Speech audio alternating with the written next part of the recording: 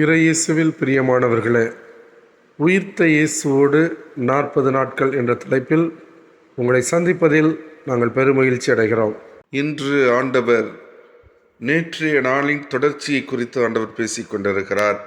ஆண்டவருடைய விண்ணேற்பு, ஆண்டவருடைய பிரிவை குறித்து, அதனால் திருத்தூதர்கள் கலங்கி போவதை குறித்து ஆண்டவர் பேசுகிறார். நம்முடைய வாழ்விலும் அதைத்தான் நாம் ஏற்றுக்கொள்ள வேண்டும்.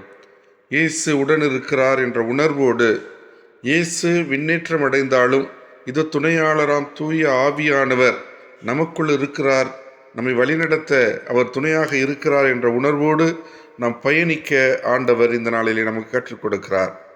வேதனை நிறைந்த இந்த உலகத்தில், போராட்டம் நிறைந்த இந்த உலகத்தில் ஆண்டவருக்காக வாழ்கிற பிள்ளைகள் இருக்கிறார்கள் என்பதை உறுதி செய்வதாக இந்த நாளிலே ஆண்டவர் வெளிப்படுத்துகிறார்.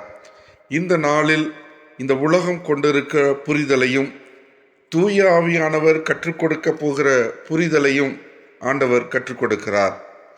பாவம் குறித்து, நீதி குறித்து, தீர்ப்பு குறித்து இந்த உலகம் வைத்திருக்கிற எண்ணங்கள் தவறானவை. ஆனால் தூய ஆவியானவர் எது பாவம், எது நீதி, எது தீர்ப்பு, எப்படி தீர்ப்பிட வேண்டும், அல்லது தீர்ப்பு என்பது என்ன என்பதை குறித்து அவர் நமக்கு கற்றுத்தருவார் என்பதை ஆண்டவர் இந்த நாளிலே வலியுறுத்துகிறார்.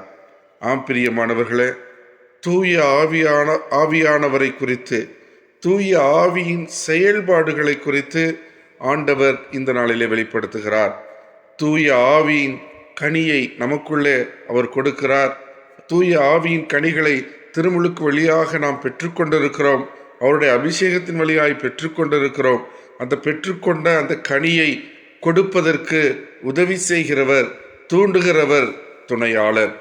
ஒவ்வொரு நாளும் தூய ஆவியின் கனிகளை கனித்தருகிற பிள்ளைகளாய், தூய ஆவியின் கனியை இந்த உலகத்திலே கொடுக்கிற பிள்ளைகளாய் நம் மாற ஆண்டவர் அழைப்பு விடுக்கிறார். கலாத்தியர் 5:22 சொல்லப்பட்டிருக்கிற அந்த தூய ஆவியின் கனிகளான 9 காரியங்களை நம்முடைய வாழ்க்கையில நாம் பிறருக்கு கொடுக்கிற பொழுது, பிறருக்கு அதை பகிர்ந்து கொடுக்கிற பொழுது, நம்முடைய வாழ்க்கையிலே ஆவியானவர் நம்மை தூண்டுகிறார், செயல்படுத்துகிறார், அல்லது தூய ஆவியானவருடைய வழிகாட்டலிலே நாம் வாழ்ந்து கொண்டிருக்கிறோம் என்ற உணர்வை பெற்றுக்கொள்ள இந்த நாளில் இயேசு நமக்கு கற்றுக் கொடுக்கிறார். ஆம் பிரியமானவர்களே, இதோ இயேசுவின் விண்ணேற்பு என்பது நமக்கு ஒரு பிரிவு அல்ல. இயேசுவின் விண்ணேற்பு என்பது நம்மை விட்டு அவர் பிரிந்து செல்கிற ஒரு அடையாளம் அல்ல.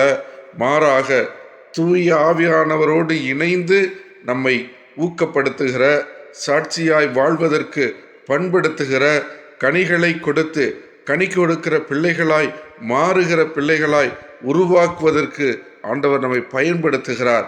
இதோ நல்ல மரம் கனி கொடுக்கும். ஒரு கனியை குறித்து அந்த மரத்தை நாம் அறிந்து கொள்ள முடியும் என்ற இறைவார்த்தையின்படியே நல்ல கனி கொடுக்கிற பிள்ளைகளாய், தூய ஆவியின் கனியை இந்த உலகத்தில் கொடுக்கிற பிள்ளைகளாய், சாட்சியாய் வாழ்கிற பிள்ளைகளாய் மாற முயற்சி செய்வோம், பயணிப்போம்.